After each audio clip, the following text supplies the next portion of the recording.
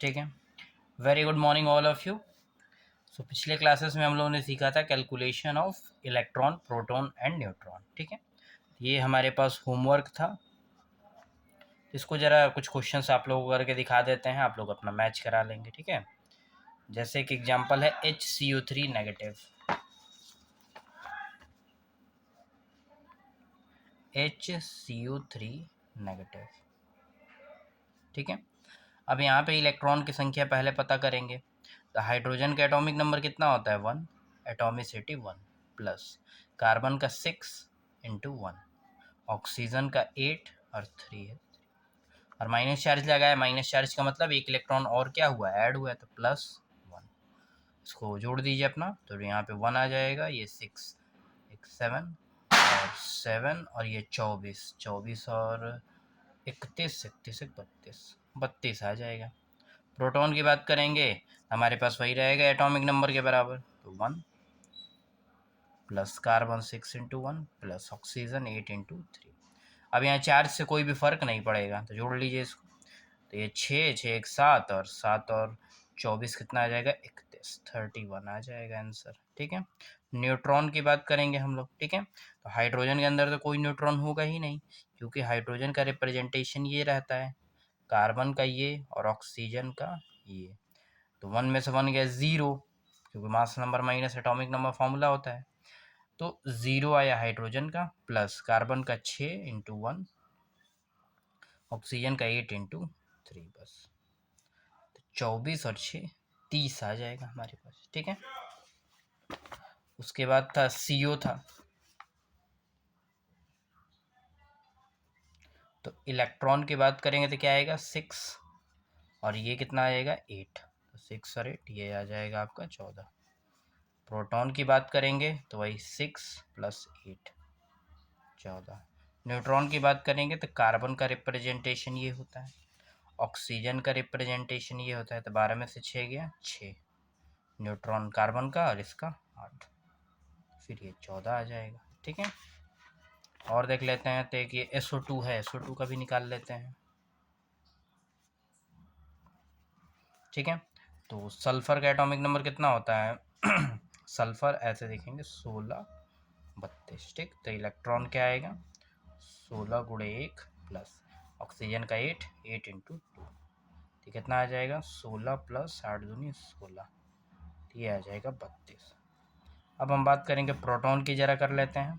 तो प्रोटॉन में क्या लेते हैं हम लोग, सीधा एटॉमिक नंबर, तो ये फिर 16 गुणे 1, ऑक्सीजन का 8,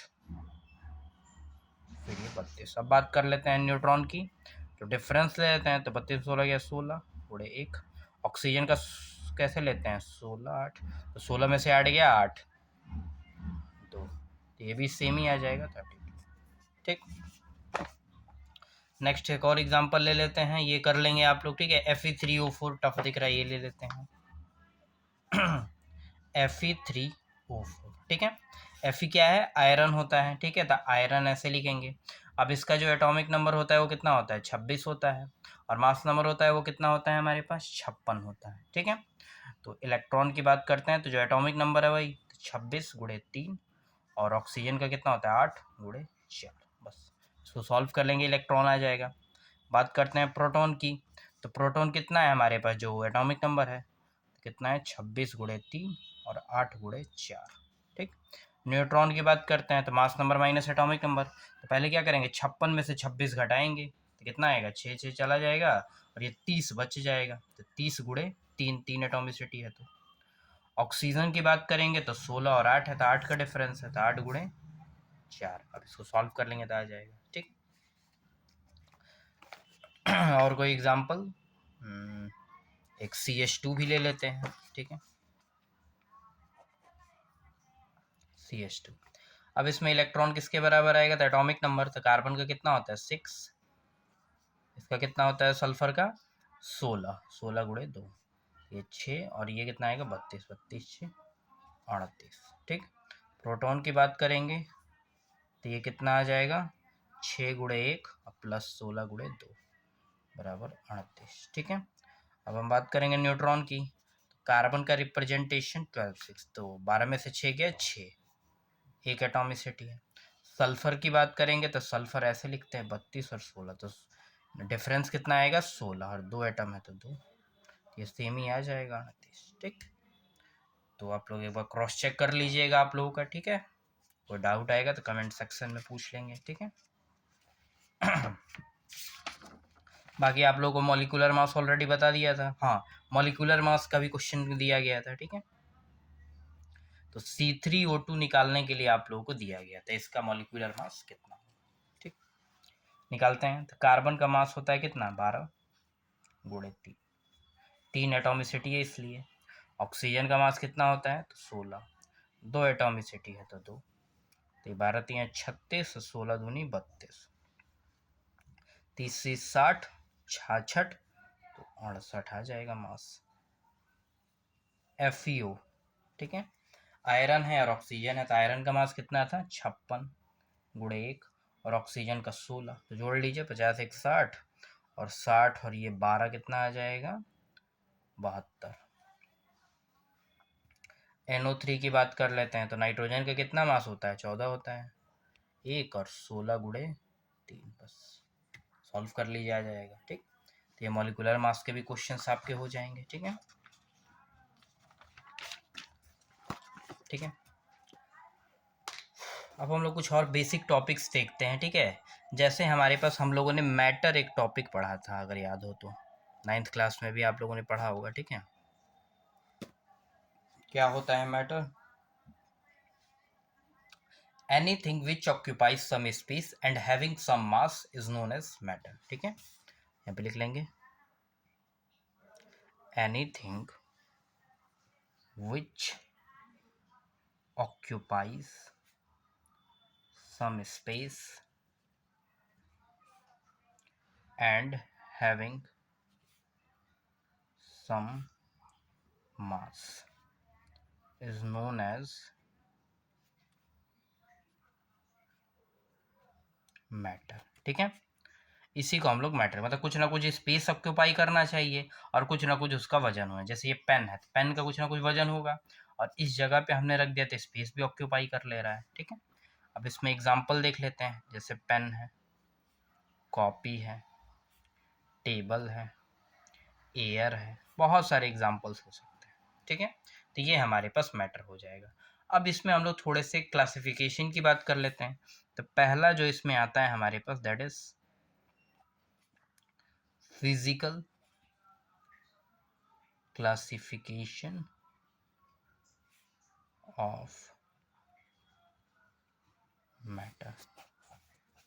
ठीक है, फिजिकल क्लासिफिकेशन की बात कर लेते हैं। तो फिजिकल क्लासिफिकेशन जब हम लोग मैटर का करते हैं वो तो 3 टाइप में हमारे पास डिवाइड होता है, that is solid, liquid and third is gas. ठीक है, अब इन तीनों को हम लोग सिंपल टर्म्स में कैसे अंडरस्टैंड करेंगे इसको ज़रा देखते हैं एक बार। ठीक है, तो सॉलिड की अगर हम बात करेंगे तो इसमें जो वॉल्यूम होता है वो फिक्स होता है, और जो हमारे पास शेप होता है ये भी क्या होता है फिक्स होता है। तो अगर वॉल्यूम और शेप ये दोनों टर्म्स इसके लिए फिक्स हैं तो उसी को हम लोग क्या बोलेंगे सॉलिड। तो सिंपली हम लोग कह सकते हैं anything which have the volume and shape both are the fix, that is known as solid. अब हम बात करते हैं लिक्विड की, लेकिन इसमें एग्जांपल क्या हो जाएगा, पेन हो जाएगा, टेबल हो जाएगा, बेंच हो जाएगा, पलंग हो जाएगा, मार्कर हो जाएगा, बहुत सारी चीज़ें हो सकती हैं। लिक्विड, अब लिक्विड में क्या करते हैं, हमारे पास वॉल्यूम जो होता है वो तो फिक्स होता है, लेकिन जो शेप होगा वो डज नॉट फिक्स। ठीक है, जैसे अगर हम बात करेंगे पानी की, तो पानी क्या होता है लिक्विड होता है, तो पानी को बाल्टी के अंदर भी रखा जा सकता है, मग के अंदर भी रखा जा सकता है, ग्लास के अंदर भी रखा सकता है, अलग अलग शेप आ जाएगा, तो शेप उसका फिक्स नहीं है। ठीक है, तो एग्जाम्पल इसके क्या आ जाएंगे, वाटर, पेट्रोल, ऑयल, ठीक है, मिल्क आ जाएगा। ठीक है, गैस की अगर हम बात करेंगे तो इसका ना ही हमारे पास neither volume nor shape fix, ना ही इसका वॉल्यूम फिक्स होगा ना ही इसका शेप फिक्स होगा, इन दोनों में से कोई भी चीज़ फिक्स नहीं होगी, तो उसी को हम लोग क्या बोलेंगे गैस बोलेंगे। Example nitrogen gas, oxygen gas, sulphur dioxide gas, etc बहुत सारी ऐसे गैसेस हमारे पास आ सकती हैं। ठीक है, ना ही वॉल्यूम फिक्स है और ना ही उसका शेप फिक्स है, दोनों में से कुछ भी फिक्स नहीं होगा। ठीक है, तो ये ध्यान रखेंगे। और जिस भी चीज़ के अंदर उसको रखा जाता है उसी का शेप क्या कर लेता है, ऑक्यूपाई कर लेता है। जैसे सिलेंडर के अंदर क्या होता है, गैसेस को पूरा कंप्रेस करके दबा दबा के भरा जाता है। ठीक है, तो ये हमारे पास 3 आ जाएगा। ठीक है, अब हम लोग बात करते हैं हमारे पास केमिकल क्लासिफिकेशन।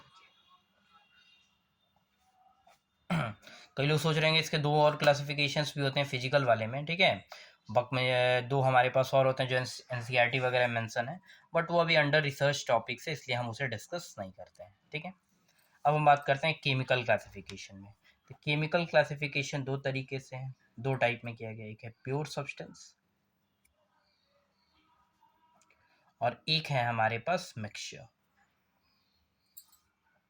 ठीक है, अब हम बात कर लेते हैं प्योर सब्सटेंस क्या होता है। तो कोई भी ऐसा सब्सटेंस जिसमें एक ही तरीके के स्पीसीज से मिल करके बना हो या एक ही तरीके के एटम से मिल करके बना हो, उसी को हम लोग क्या बोलते हैं, प्योर सब्सटेंस कहा जाता है, सिंपल टर्म्स में। ठीक है, इसमें लिख सकते हैं consist of single type of particles.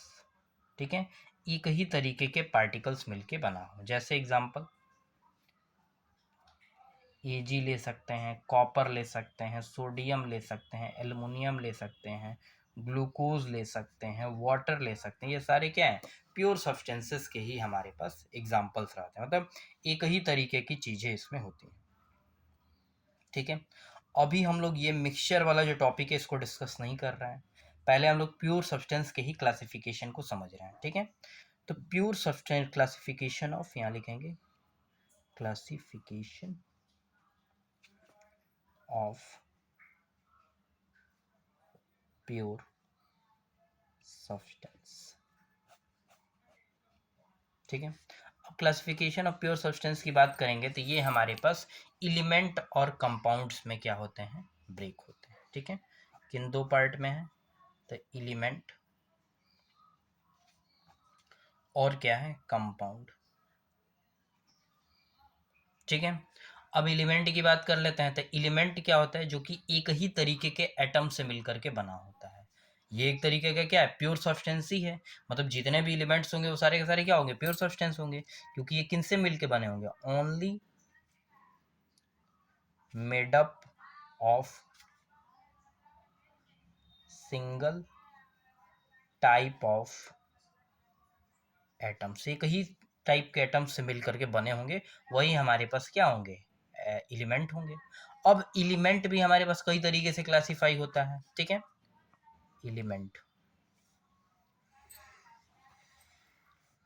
एक आ जाएगा हमारे पास मेटल, दूसरा आ जाएगा हमारे पास नॉन मेटल, और तीसरा आ जाएगा हमारे पास मेटलॉइड। ठीक है, मेटल, नॉन मेटल और मेटलॉइड। तो मेटल क्या होता है, जो कि एक इलेक्ट्रॉन या एक से अधिक इलेक्ट्रॉन आसानी से लूज कर देता है। अब वो लोअर क्लासेस वाले डेफिनेशंस हम लोग नहीं पढ़ेंगे कि वो प्रॉपर्टी शाइन करती है या और भी कई सारी उसकी प्रॉपर्टीज होती हैं, तो उन टर्म्स के बारे में हम लोग नहीं डिस्कस करेंगे, क्योंकि वो प्रॉपर्टीज होती हैं, वो करेक्ट डेफिनेशन नहीं है, क्योंकि उसके कई सारे एक्सेप्शंस भी आ सकते हैं। ठीक है, तो मेटल की अगर बात करेंगे तो सबसे बेस्ट एग्जांपल हो जाएगा any element which have tendency to lose one or more than one electron to get a positive charge। ठीक है, कोई भी ऐसा एलिमेंट जिसके पास टेंडेंसी हो एक से अधिक इलेक्ट्रॉन के लॉस करने की, और उसके बाद उसके ऊपर पॉजिटिव चार्ज आ जाए, तो उसी को हम लोग क्या बोलेंगे, मेटल कहा जाएगा। जैसे सोडियम है, एक इलेक्ट्रॉन लूज करके क्या बन गया, Na प्लस बन गया, तो ये मेटल हो गया। मैग्नीशियम है, तो ये पहले एक इलेक्ट्रॉन लूज किया तो Mg प्लस, फिर एक और लूज किया तो Mg+2, तो ये भी हमारे पास मेटल है। ठीक है, तो ये स्टैंडर्ड डेफिनेशन है, इसको थोड़ा ध्यान रखें। नॉन मेटल तो जस्ट इसका उल्टा, यहाँ पे किसकी बात कर रहे हैं, लूज की बात कर रहे हैं। अब नॉन मेटल में क्या करेंगे, एक इलेक्ट्रॉन को एक्सेप्ट करने की बात करेंगे। तो यहाँ पे लिख सकते हैं any element which have tendency to accept one or more electron to get negative charge। ठीक है, कोई भी ऐसा एलिमेंट जिसके पास टेंडेंसी हो एक से अधिक इलेक्ट्रॉन को एक्सेप्ट करने की, और उसके बाद क्या आ जाए, उसके ऊपर नेगेटिव चार्ज आ जाता है, उसी को क्या बोलते हैं, नॉन मेटल। जैसे फ्लोरीन, एक इलेक्ट्रॉन इसके अंदर चला गया तो ये क्या आ गया, F नेगेटिव। Cl, एक इलेक्ट्रॉन ऐड हो गया तो क्या हो गया, Cl नेगेटिव। नाइट्रोजन, एक इलेक्ट्रॉन ऐड हो गया तो क्या हो गया, N नेगेटिव। तो ये सारे क्या होते हैं, नॉन मेटल्स होते हैं। ठीक है, मेटलॉइड क्या होते हैं, any element which show both properties of metal and non-metal is known as metalloid।